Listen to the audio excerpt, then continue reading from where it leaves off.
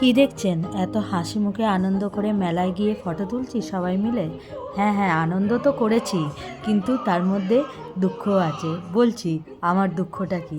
এই যে দেখতে পাচ্ছেন পেছনে ওই বড় দোলনাটা, ওই দোলনাটাতে চাপার খুব ইচ্ছা, কিন্তু মেলায় গিয়ে কার না দোলনায় চাপতে ভালো লাগে বলুন তো?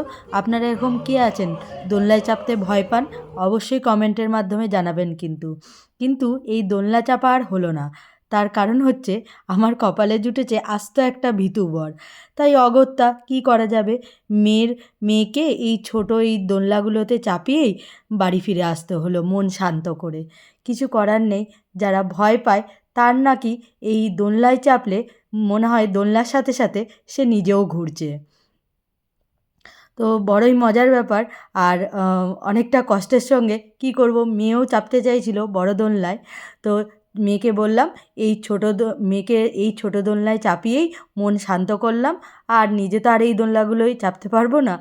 অবশ্য অনেক মায়েরা বাচ্চাদের কাছাকাছি দাঁড়িয়ে আছে, কারণ অনেক ছোট বাচ্চা চেপেছে তো, তাই জন্য। তো আপনারা জানাবেন ভিডিওটি কেমন লাগলো, অবশ্যই কার কার দোলনায় চাপতে ভয় লাগে সেটাও জানাবেন। ধন্যবাদ।